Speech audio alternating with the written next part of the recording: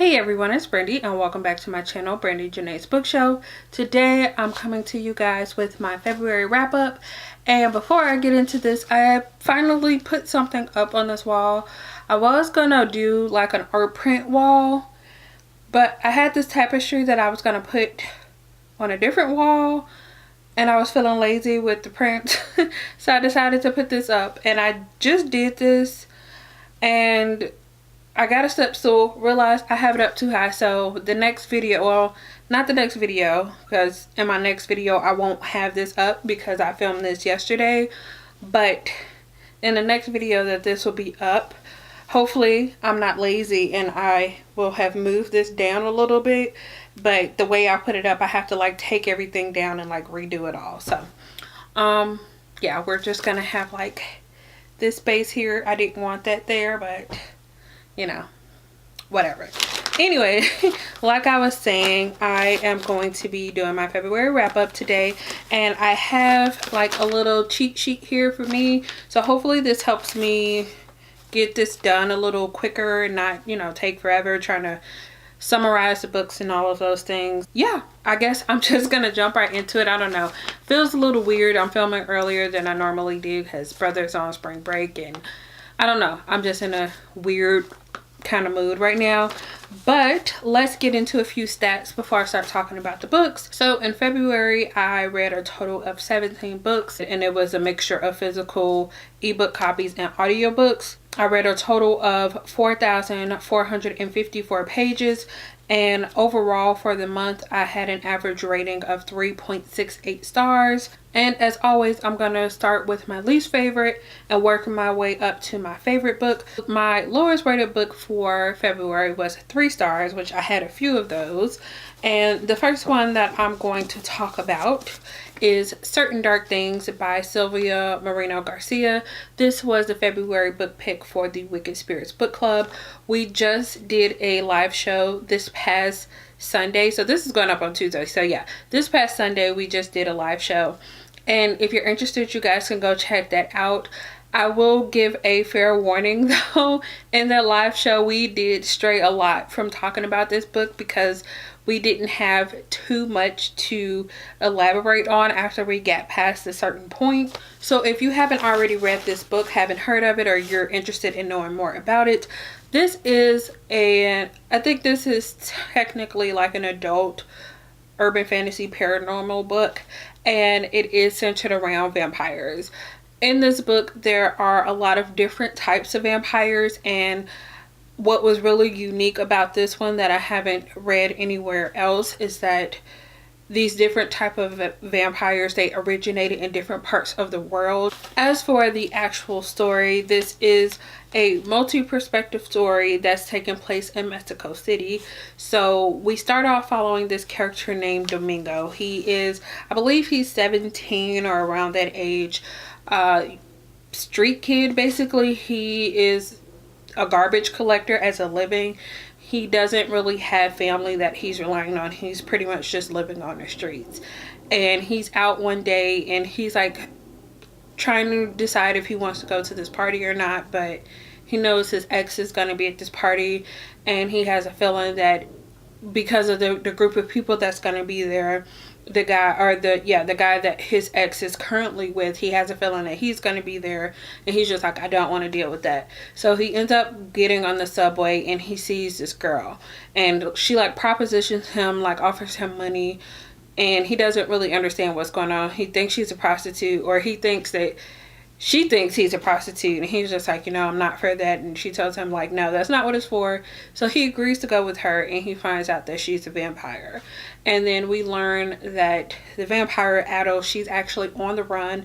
These people are chasing her, and she's trying to find someone that could possibly help her get to safety. At the beginning, you know, we don't have a whole lot of details on who she's looking for and how exactly they're supposed to help her out, but that's pretty much the mission that she's currently on. And she finds him, and because of the type of vampire she is, she can only feed on the young, so he still technically counts, so that's why she wanted him. So she decides to use him, and you know, things progress from there. There's also another vampire that we get their perspective a little, or his perspective a little bit. And he is one of the people who's hunting Addo down. And then there's also a cop that's in this book, which we don't get a whole lot of her, but she gets entangled into all of the mess that's going on because she's the only cop in Mexico City who has had any experience with vampires at all. It was a bunch of different things going on, and like all of these characters end up coming together for one reason or another. So I gave this book 3 stars because I felt like the main focus of the story was the world. There was a lot of world building. It was really fascinating. However, I felt like the characters were an afterthought. Like the characters were just placed in there to have a reason to explore this world. And because of that, I didn't feel connected, and I felt like I didn't really care what was going on to any of the characters. Because I was so fascinated with the world, if the author ever decided to revisit the world with new characters, or maybe even like, I don't know, maybe not the same characters, but with like just exploring the world in a different situation through different characters' eyes and really focusing on those characters' story, I would be interested in checking it out. But this just did not hit the mark for me, and I'm sad because this was my pick for the month, and I'm glad that I read it because it was one that was probably going to sit on my shelf for a little bit if I hadn't, but it just wasn't great. The next book that I have to talk about is Courage to Soar by Simone Biles. This is a nonfiction. I don't know if this one is considered a memoir. I think it's a memoir, even though she had someone to help her write it. Anyway, that in this book just pretty much details her life, like before she even got into gymnastics, and like her journey as she got started, and basically leading up to the 2016 Olympics in Rio. This was the one that I read because I have pretty much been kind of obsessed with gymnastics lately. It's not that I didn't like this, it's just I don't think this was, I don't want to say it wasn't meant for me. It wasn't exactly what I was expecting. I was thinking that I was going to learn more about the hardships that she had, and there were a few in there, but I feel like this was more of a motivational memoir, and her just like giving brief glimpses into her training here and there. Now, I also, before I picked this one up, I did watch the movie that was based off of her life, and I felt like, I'm not sure how much input she had. I'm sure she probably had quite a bit of input into the movie because it is about her life, but I feel like that went into a little bit more details, and I went to read the book because I wanted even more details than I got from that movie. There just wasn't as much detail in certain situations that I was curious about. They weren't included in here. Overall, her story was interesting, but like I was saying, the things that she focused on weren't things that I was necessarily interested in, or things that would impact my life in any way, I guess is the best way to say that. So that's why I decided to give this 3 stars. It was interesting to hear about her life. Moving to my next 2 books, I'm going to talk about them together, but they do have 2 different ratings. But that is Blue Bloods and Masquerade. I'm going to talk about the 2 of these together because they're books 1 and 2 in the same series. Starting with Blue Bloods, this is another story that takes place sort of in multi-perspective, but one of our main characters is Skylar Van Allen. I believe at the start of this she's 15, or she's about to turn 15. She is living in New York, and basically she's in that New York like high society crowd. I'm not exactly sure if that's the best term for that, but she's one of those kids who attends like the New York private schools. Skylar is pretty much an outcast at the school. She is one that doesn't necessarily try to fit in among the popular crowd. She finds out that she's actually a blue blood, which in this story that is a vampire. It's this like specific set of vampires, and I think I have talked about this before when talking about the series, but this series is like a vampire slash fallen angels storyline. There's also like a murder mystery plot going on in the background. So these blue bloods are supposed to pretty much be indestructible. Like they can't die. They can only be like recycled. These teens, they're being killed off. They're being completely drained of all their blood, so they don't technically get to be, you know, recycled into the next life. Skylar kind of gets roped into trying to figure out who's doing this, why they're doing it, and how they're doing it, because it's not supposed to be possible. So this one was a reread for me. I am still enjoying this series just because of the nostalgia purposes. I read this, I think, starting back when I was in 5th or 6th grade is when I first started this, which is why I have my old copy. Like, I don't even know what happened to that cover, but yeah, it's definitely well loved because I've had this for a long time. But I decided to give this one a 3 out of 5 stars this time around. Like I said, I did still enjoy it. However, I could see the problems with it and how everything wasn't fully like explored. But at the same time, this is like the first book in like a 6 or 7 book series. So I can see how the author is just like opening up the world and getting things started to go down the path that I know is going on. And for the second book, which was Masquerade, I don't think I said the author's name, but this series is by Melissa De La Cruz. This one starts off, I'm going to get into spoilers a little bit for Blue Blood. So if you're interested in that and don't want to hear spoilers for the end of that book, then either mute me, I'll put the book down when I'm done with spoilers, or I'll put a timestamp up so you can skip past that. But at the end of Blue Bloods, Skylar's grandmother dies. She gets it, or I guess she didn't technically die. She gets attacked and she's just like, I can't live on. She's too weak to continue to live on in her current state. So luckily there was just enough blood for them to take and recycle for, or, you know, her grandmother like tells her to gather her blood so it could be recycled for when it's time for her to come back.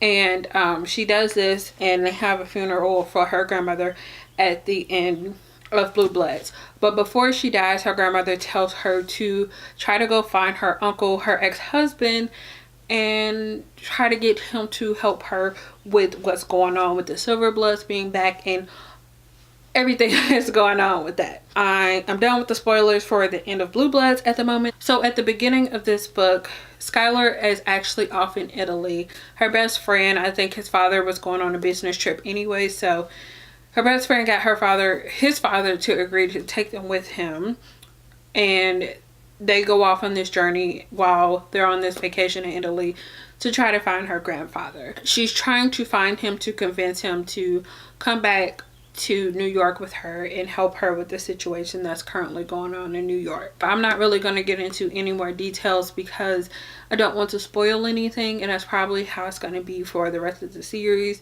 There was also a new character introduced into this one, and there was a like a subplot in here as well about one of these girls.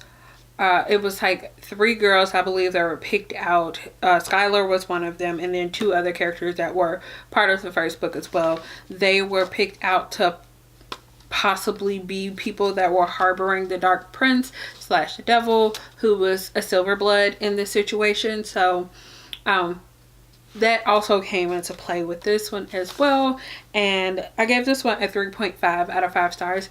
Definitely picked up from the first book, and it, like I said, it wasn't perfect. These books aren't perfect, but nostalgia for me is probably definitely gonna win out with this series. I enjoyed it, and I'm looking forward to continuing with my reread of the series. If possible, I think I'm actually talking more now that I have like descriptions written down than I normally would. But getting back into it and moving on, I think I am now officially in my 3.5 star section. So the first book, well, I've already talked about 3.5 stars, but the next one that I have is Infraction by Rachel Van Dyken, and this is the second book in the Player's Game series. I think this one might only be a duology, and this one is following Miller Quinton, who was one of the possible love interests in the first book, which I talked about in my January wrap up. And then Kenzie, who is the new friend / teammate of Emerson, who is like the main female character of Fraternize, which is the first book. Basically, because this is like a companion / continuation of Fraternize, we get to see characters from the first book, and I'm not gonna really get into the first book just in case you haven't read it. You kind of probably guess what happens because I'm about to get into the second book. But like I said, this one is following Miller, Quentin, and Kenzie. Kenzie is she is one of the captains, or the captain of the cheerleading team for the football team. That's, you know, the focus of this, how all these players like get together.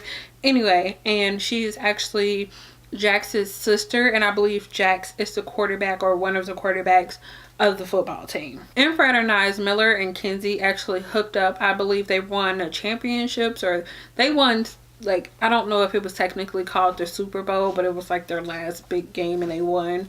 They all went off to Vegas, and Miller and Kenzie ended up hooking up, and nothing ended up happening from there. Her brother actually suggested that Kenzie like get out of the country until the season started back up, or practice started up before the season started. And she didn't really want to go, but then Miller was just like, you know, it's probably best if you go. So she was hurt because, you know, he slept with her, and then he didn't tell her to stay. So she went off, she was mad, she came back, and she really didn't want to have anything to do with him. So she found out pretty quickly when she came back that her ex was now on their football team, and her brother asked Miller to pretend to date her so Kenzie's ex wouldn't mess with her. And at first he's just like, no, I don't think I can do that. But Miller is like, or not Miller, Jax, who is Kenzie's brother, is just like, you're the only one I can trust to do this and not touch her. So they go on, and he finally agrees to it. Now they're in a fake relationship to hopefully get Kenzie's ex to leave her alone. And this is also kind of following Jax as he starts dating, and him like juggling his sister and his father who is sick, and his new girl, however that's gonna work out. I don't want to get into that. And also, this is mainly, although he does have like a little part of this book, it's mainly, like I said, focusing on Miller and Kenzie and their relationship as they pretend to be in a fake relationship. They're supposed to be pretending, but they both have feelings for each other, and they're trying to like do what her brother is asking without crossing that line again. I enjoyed this one. I did not enjoy this one as much as I did with Fraternized. I think it was because of Miller. Like, I really liked Kenzie. I liked her character and how she was, and how she really didn't change for anybody. I really appreciated how she stuck to what she said. She was just like, this, you know, we're just friends while we're doing this. We're not gonna, like, no touching, no kissing, none of that. So yeah, I appreciated that. But I didn't like how Miller was, like, he didn't want to allow himself to be happy. He wasn't completely still stuck on Emerson. He kind of was at moments, because when her and the guy she picked from the first book, when they were together, he was just like, oh, I can't. Like, sometimes he was just like, I really can't stay around them. He was just like, I'm happy for her, but I just can't be around them. And I was just like, well, if you're over it, it shouldn't matter. Like, I know sometimes it hurts, but they had agreed to be friends, and that they were past whatever relationship that they had in the past. And I didn't appreciate how he, like, not saying that he had to automatically come out there with his feelings, but I didn't like how he was kind of almost leading her along almost to the last minute. He was just like, well, this is all I can give you. And I was just like, but it's not. That's all you're willing to try to give. And yeah, I just didn't like him as much as Sanchez from the first book. But I did enjoy this one. It was a good story. I think my favorite character was Kenzie. I just loved the way she held herself and her attitude, and how she handled all those situations that she ended up in. And there were definitely some sexy moments in this one. Next, I have Moonstruck Volume 1 by Grace Ellis. This is available through Hoopla if you're interested. This is another one that I gave 3.5 stars to. This one is kind of a weird one to explain. It's a comic, and it was like a mix between fantasy and contemporary. I say that because there are magical creatures in this world. Like, the book is, or the comic is full of magical creatures, but the storyline, or the majority of the storyline and things that are taking place, seem like they're in a contemporary setting. So our main character, Julie, she is a werewolf that works as a barista. It's really cute. She has this new girlfriend that she's basically obsessed with, and she's trying to be cool about it, but she's not, because she's pretty much like falling in love with this girl. And they're talking about going on this first date, and she's out on the street, and she, like, this flyer, I believe, flies into her face, and it's an advertisement for this magic show. So she sends her a picture and it's like, hey, what about this? Would you be interested in this? And the girl says yes, and they decide to go. And somehow her best friend, who is a centaur, ends up going with them, and you could tell the girl's just like, what's going on? It's supposed to be a date, and you're like, he's here, like, he's cool, but why is he here? And they find out that this magic show is like, or the people that's putting on the magic show are actually up to some things that aren't good, and the story kind of takes off from there. The art style was really cute. I love the art style.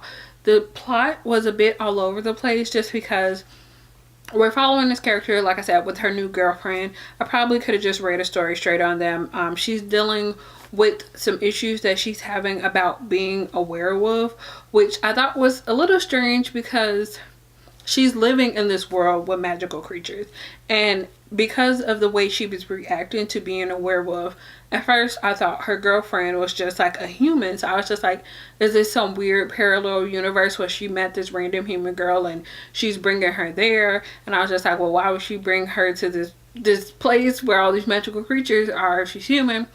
Turns out that the girl is actually also a werewolf, so I really didn't understand why she was freaking out so bad. But we have all of that, and then we also have these people that put on this magic show, and trying to find them and trying to reverse the effects of the things that they did.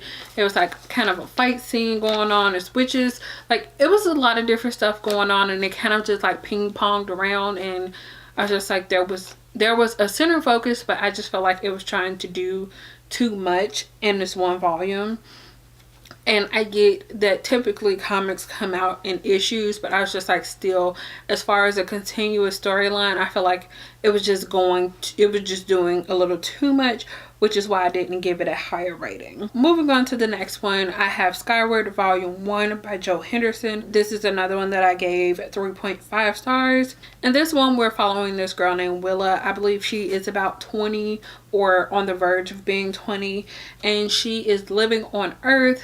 But currently Earth has low gravity. When she was a baby, it's like gravity was suddenly not as, the force of gravity wasn't as much as it should have been. And as a result of that, a lot of people, including her mother, end up dying. So she didn't get to know her mother.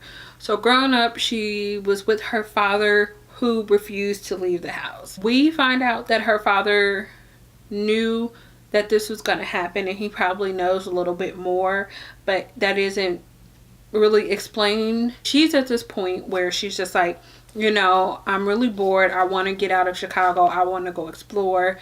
And it's weird. She's like, has no problem with the low gravity. She's grown up in it. She, knows how to use it to her advantage.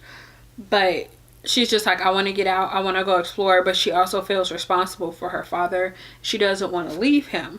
So she was talking to someone, and she found out that her father's old friend is one of these like billionaires who's made a lot of money off these like gravity boots and all this stuff. And she goes to him to try to talk to him and maybe convince him to like talk to her father, see if he can help him out, just to try to get her father out the house.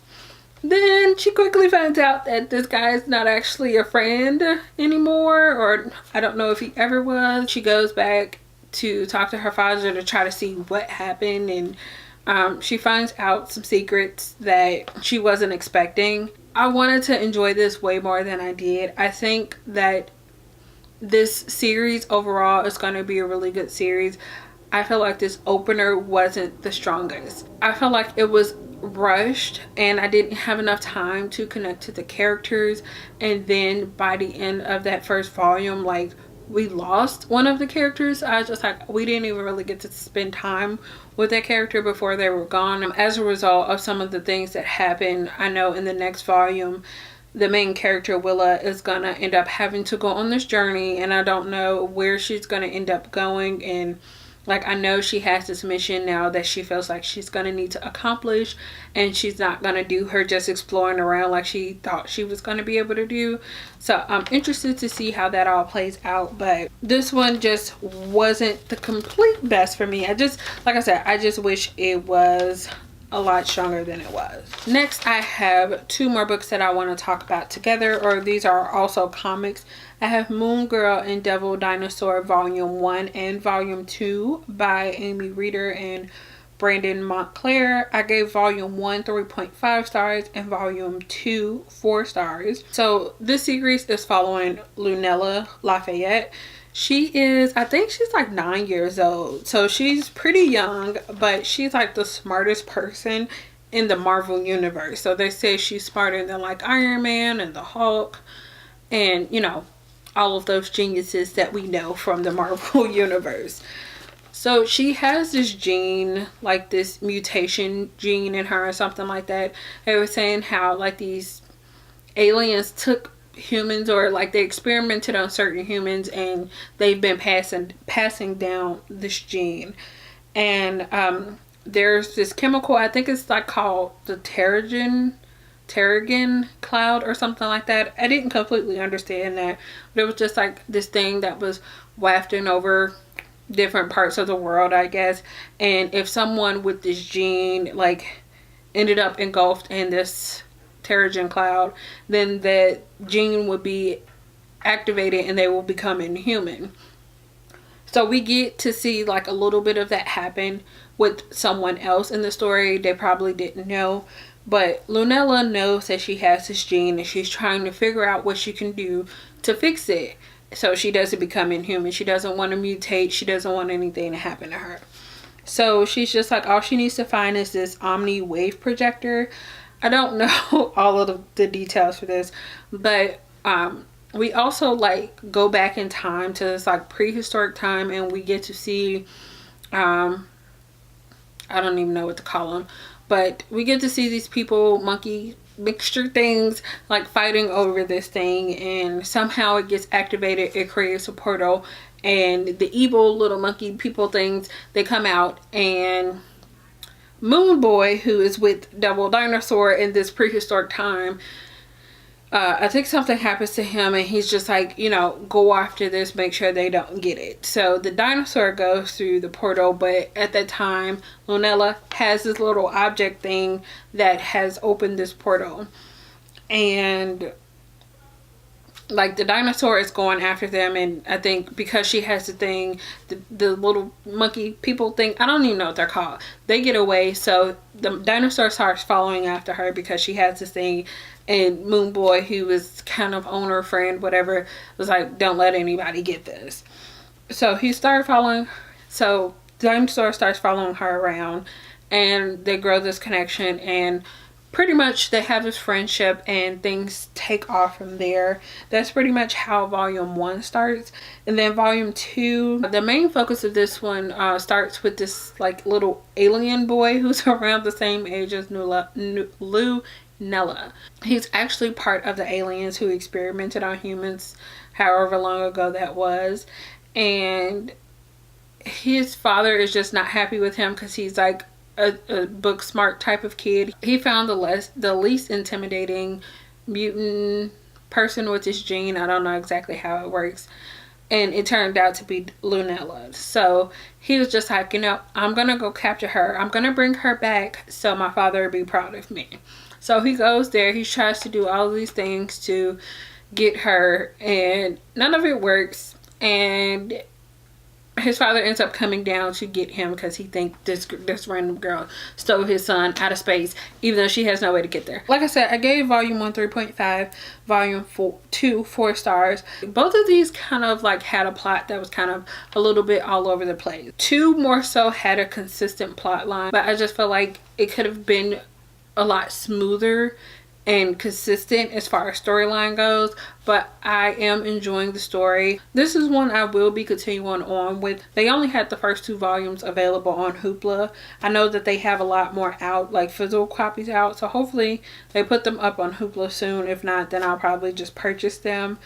But it's interesting. Also, there were appearances by the Hulk and by Miss Marvel in this series, and I'm interested to see how that continues, because the Hulk comes back. He was in volume 1, then he comes back in volume 2, and I have a feeling that that's going to be the start of Lunella, like maybe possibly working with the other Marvel characters and like using her smarts to help improve them. So I'm hoping that happens, and if so, then I'm looking forward to seeing that. So the next 2 books that I have to talk about are Food Wars Volume 27 and Food Wars Volume 28. I gave Volume 27 3.5 out of 5 stars and Volume 28 4 stars. So I decided to talk about both of these together because I'm not going to get into too many details, because as I've been saying with these, I'm not going to get too much into the storyline because I don't want to spoil the plot. But as far as these, it's still following the same storyline that I have been following for a little bit now. I think this is maybe like volumes 5 or 6 or so that have been dealing with the same storyline. I am honestly kind of getting a little tired of the storyline, because I have a feeling I know how it's going to end, because things have to turn out like somewhat good at the end. But just to get into a few of the little details, right now there's like a Resistance versus Central. If you haven't gotten that far in the book, then you're not gonna know, or the series, you're not gonna know what I'm talking about at all. But we have the Resistance, we have Central, which is used to be the Council of 10, but some of the council members are there, but most of them aren't anymore. But the Resistance is competing against Central pretty much to secure their spots in the school at this point, because a lot of things have taken place and they are risking expulsion at this point. So battles are continuing on. I believe between these 2 books, 2 different rounds take place, or maybe it's like 1 round and they're split up into 2, but I'm pretty sure we got like 2 different rounds in this. But we're gearing up towards the end, like the final couple rounds of this storyline. So I'm hoping that it's almost over and because I want to get on to the next point. And it just sucks. I wish I could read Japanese, because I would get the current versions that are out right now, because I think the English versions are like a couple volumes behind. The next 3 books that I have are all part of the same series, and that is the books from the Hunger Games series. These are super shiny. I had like the box set of the foil edition, so hopefully with this light they don't blind you.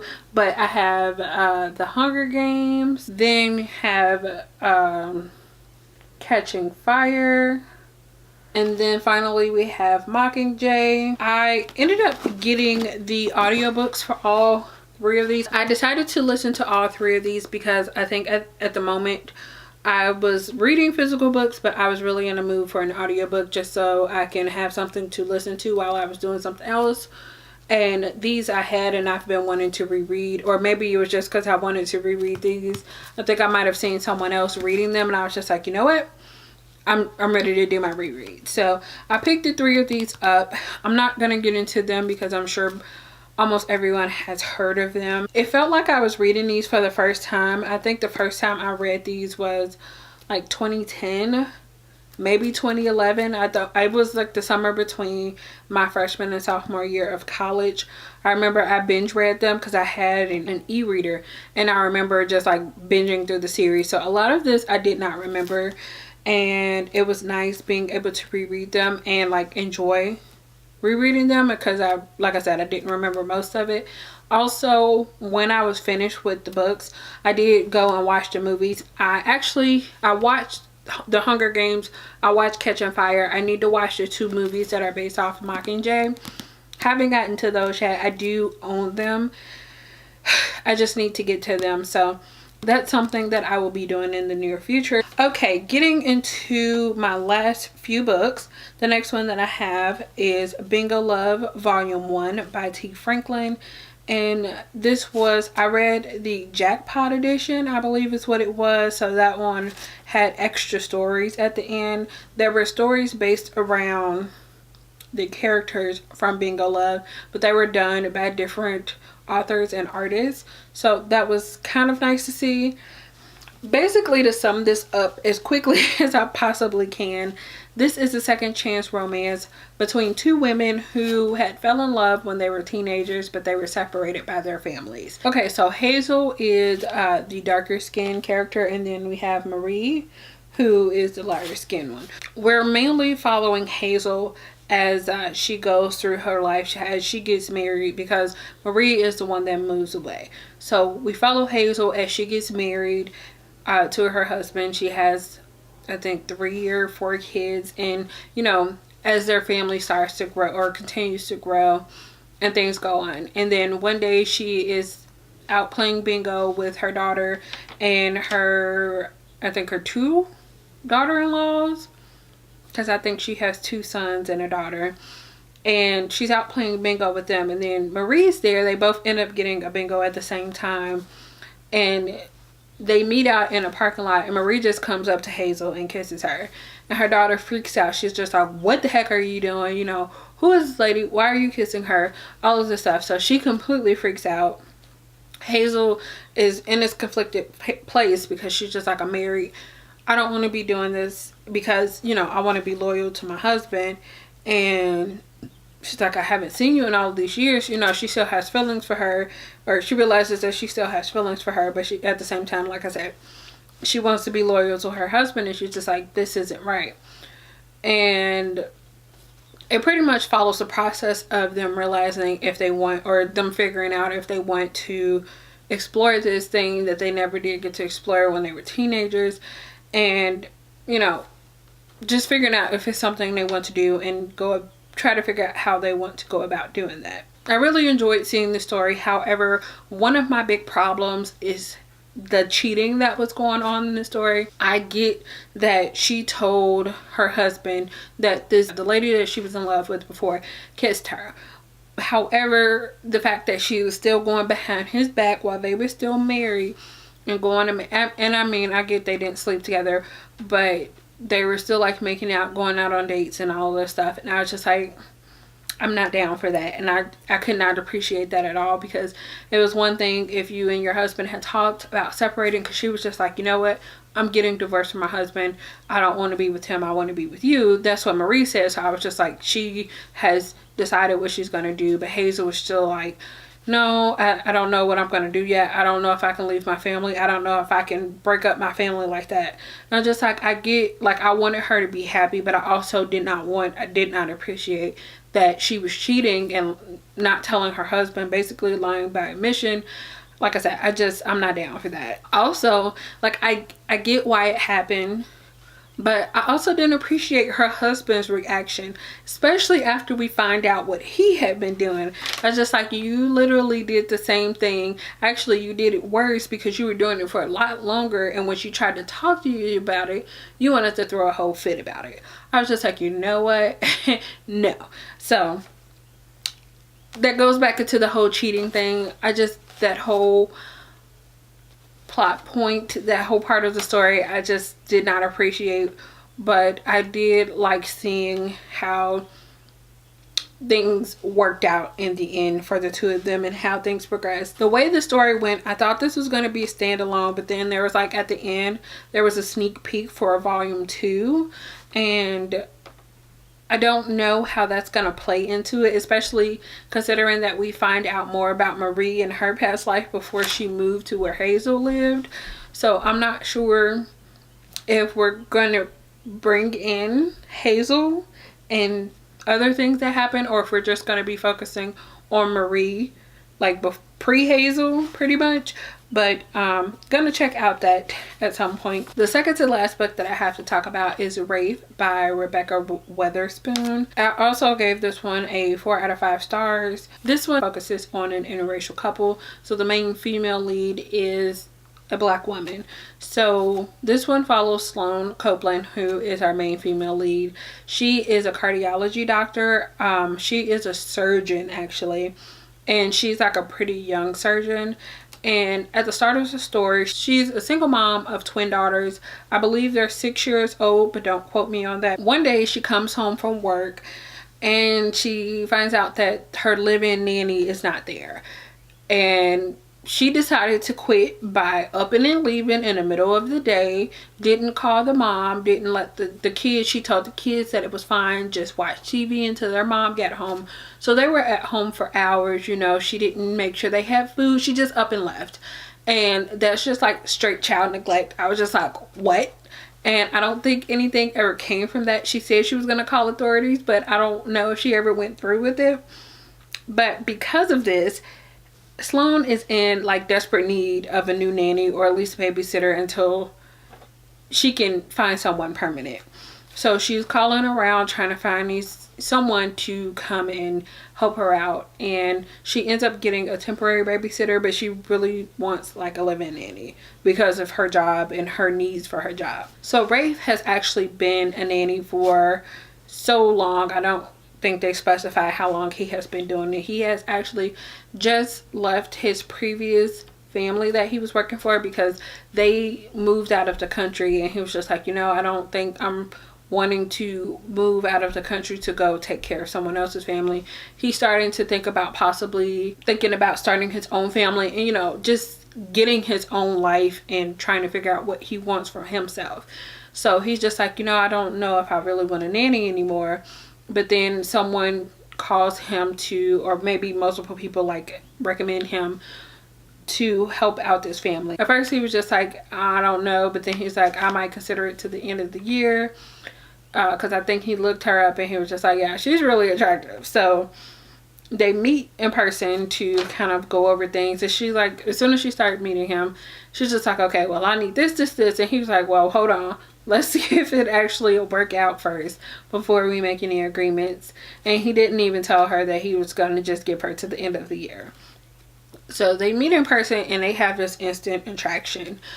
They don't immediately discuss it, but they both, like, because we get perspective from both of them. As soon as he agrees to become the nanny, he doesn't tell her that, like I said before, that he was only going to give her to the end of the year, but he does tell her that he's attracted to her. He was just like, I can't remember the exact conversation, but he lets her know.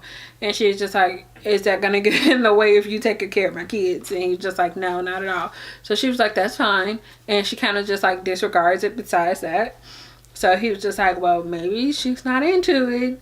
And then she said something to him, I think the next day. So now, like, they're both clear in the air. They both are attracted to each other. And he tells her, you know, I can still take care of your kids, but this could happen if you want it to happen. At first she's just like, I think we should keep it professional. Then it quickly turns into, well, maybe we can try this out. And then the kids go off to visit their father and things happen. And it was good. This one was really sexy. I really enjoyed this story. One of the things that I don't get a lot of, which was kind of a double-edged sword in a way, but I really appreciated that there was no internal conflict between the two characters. There wasn't any like, oh, I'm attracted to you, but I don't want a relationship. No, at first they was just like, well, maybe this could just be a physical thing. But then as they started being physical, they was just like, well, maybe this could be something more, because I don't think I just want something physical. And I appreciated that they were open and honest and talking to each other. Like, I feel like I rarely get that in adult novels even. And I loved it so much. Like, it was beautiful. And I was just like, I need to read more about Rebecca Weatherspoon, because if her stuff is like this, yes. The final book that I have to talk about, and my favorite book of the month, was A Girl Like Her by Talia Hibbert. And this was the book pick for the Dragons Tea book club. I am so glad that they picked this, because I probably would not have read this as soon as I did if I hadn't have picked it up because of that. There was something about this story that was absolutely amazing. I initially gave it a 4.5 stars, but as I was thinking about it, I was just like, this needs a 5 stars. I gave it a 5 stars on Goodreads, and I think this is one of my favorites of the entire year so far. So this book takes place in a small town. I think it's called Ravenswood. And in this one, we're following two perspectives. We have Ruth Kaba and Evan Miller. At the moment, Ruth is like the town pariah because of the guy that she was with. There was this incident that happened. I think it's like a prologue.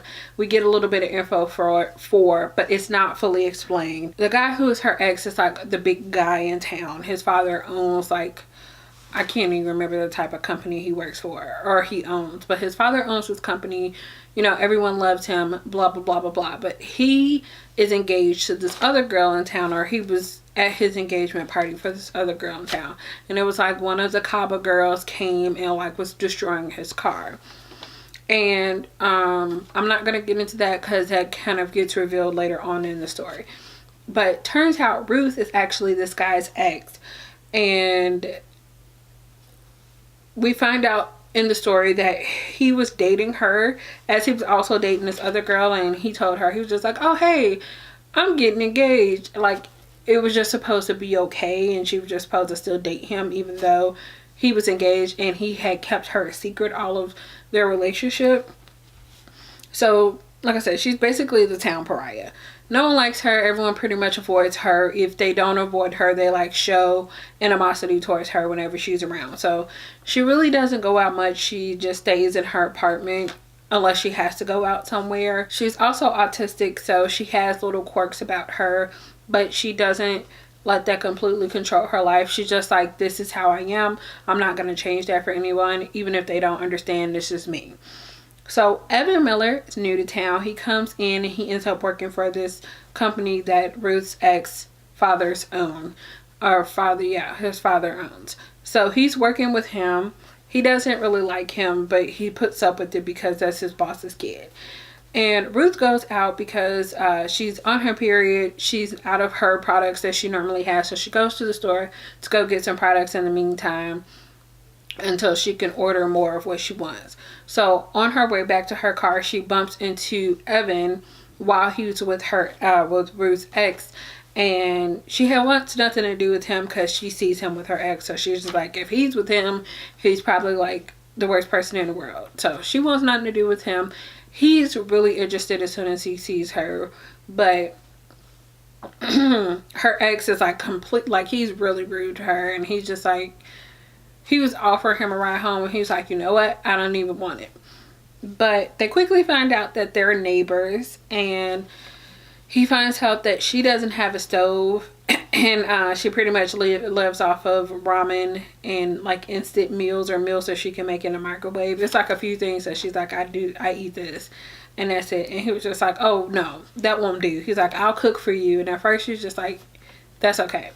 But he brings her a meal every night, and they start to develop this relationship. They get closer and closer, and that friendship ends up progressing into a romantic relationship eventually. And I don't even know how to describe it. Just know this book was like the closest to perfection for a romance novel that I have ever read. There were some problems that they came up against, but I didn't even really care all that much. I think that's why I initially gave it 4.5 stars, was because of those issues. And instead of talking to each other, they kind of just like, oh, I'm not going to say anything. I'm just going to leave her alone, or I'm going to leave him alone. And they ended up not talking for a little bit. But this was like, yeah, favorite book of the month. Might be one of my favorite, well, it's definitely one of my favorite books of the year. I loved it so much. I want to get a physical copy of it because I loved it that much. And I am going to read all of the other books in the series because I think the next book is about her sister and her sister finding love. And I'm like really excited because I want her sister to be happy too. And like, I'm so excited. And I'm wondering if the book is going to take place like, because there's an epilogue at the end of that one. So I'm wondering if the book is going to take place after the epilogue. Because if so, then we'll get to see them together with their kid. And I'm excited. I don't know. I'm so happy. And I can't wait. So, yes. It was good. And I loved it, if you couldn't tell. My throat hurts because I think I've been talking for like an hour and a half now. My lips are dry. So hopefully they don't look dry on the camera. Because if so, sorry about that. Anyway. that's all I have to talk about with you guys today. Those are all the books that I read in February. Let me know some of the books you finished last month, and if you've read any of the ones that I've talked about, let me know some of your opinions. If you had the same opinion I did, if they differ, you know, all of those good things. My hands are cold. I need to go shower and go to bed. So I will see you guys on Friday with an unboxing. If you like this video, give it a thumbs up. And if you'd like to see more from me, make sure you subscribe. Thank you so much for watching, and I will see you then. Bye.